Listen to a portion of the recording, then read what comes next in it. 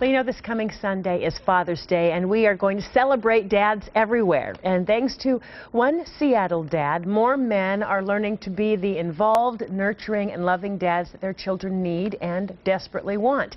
Well, joining us today is Marvin Charles, co-founder of the nonprofit group D.A.D.S Divine Alternative for Dads Services, based here in Seattle, in the light-colored jacket. Also with us is a current dad's client, Dwayne Sullivan. Both of you, thanks so much for coming in.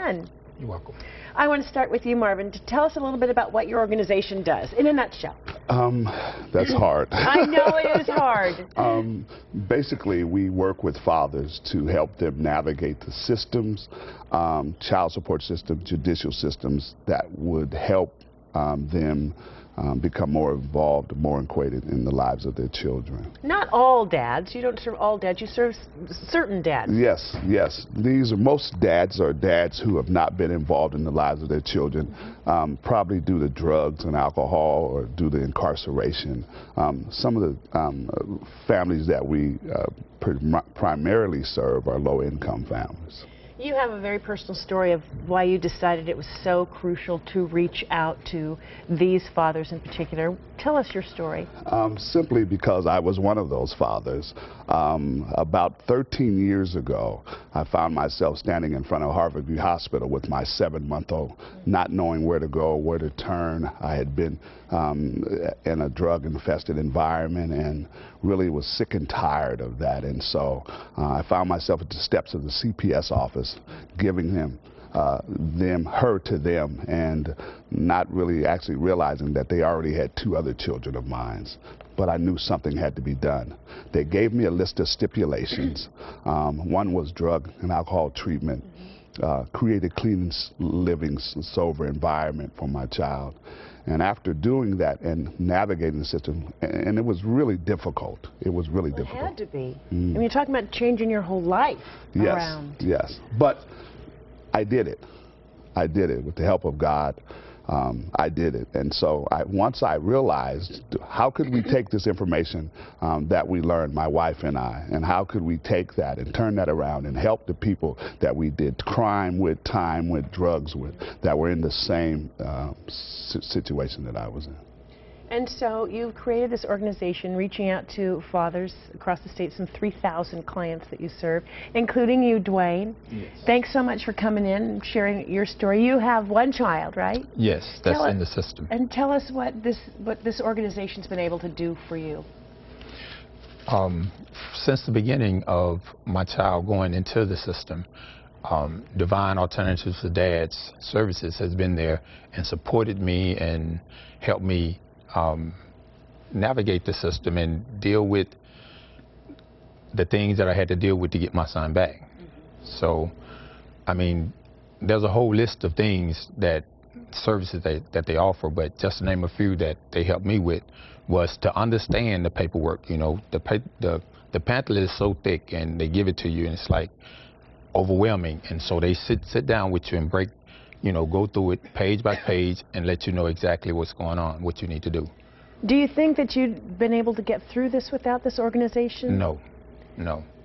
And of course, having a relationship with your son is important to you. Yes, it is. It's extremely important to me.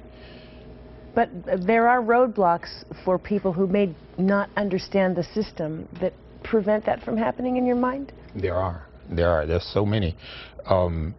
When it first happened, I didn't know what to do or where to go. And fortunately, another counselor directed me to the D.A.D.S program, and I walked through the door. Marvin sat down with me and just listened to my frustrations and just sat down and heard my story. And then he told me exactly what it was going to take to overcome this situation and get my son back. And I successfully, with the support and help of the D.A.D.S program, I successfully regained custody of my son and got him out the system. But I had some setbacks, and my son is right now with relatives. But I'm working hard and praying and working toward getting my son back with me. One day at a time. Amen. Right? One day at a time. Father's Day is coming around, but you know, people need to be a good father if they can every day. not just being celebrated one day of the year. To the men that you serve, is there a common denominator? Is it hope? Is it a desire to have a relationship? Do all of these dads want a relationship? Should they have a relationship with their children? You know, it's funny, but here recently in the last year we started looking at our statistics, looking at our numbers and seeing what the numbers are telling us. And a lot of the services we provide are child support management and parenting plans. But what we're finding out is that you would think the men are coming to the door to get their child support modified, but it's not that. They're coming because they want to be involved in the lives of their children. One of the things also that I teach a class at the halfway house. These are men coming out of prison into the community. My wife and I, Jeanette, who's co-founder, and we've been teaching this class for 7 years. What we found out is that most men, there's a gap in there that they believe because they haven't been in their kid's life, that there's no way to get back in there. And I would think a lot of people might believe that. Yes. A lot of people might feel it's too late. Yes. They haven't been there the first 5 years, it's too late. Yes. And what we do is we share with them that that's not the case. I draw a little diagram. I say from 0 to 80 is the life expectancy of a human being, give or take a few years. That window that I had children, I started having children when I was 30 years old. I didn't become a responsible parent until I was 43. That's 13 years that I was irresponsible. But I still have 37 years left to be responsible, and that outweighs 13 all day long. Doesn't it, though? Yes. It really, really does. So how can men find you, find your organization? Well, we're located on Rainer Avenue, Rainer and Orcas. The address is 5709 Rainer Avenue. We can be reached by the net, the World Wide Web. Our web address is aboutdads.org. And, you know, we have walk-ins. You're looking at half the staff right here. So it sometimes get overwhelming, but we've been at this 10 years, and so our walk-in days are Mondays and Wednesdays, and those are the days that we really try to see clients. What are you proudest of over the 10 years you've been working with this organization? That was an idea at one point, and now here it is 10 years old. That we don't hear the word deadbeat dad anymore. I'm very proud of that, because it's not that they're deadbeat, they're dead broke.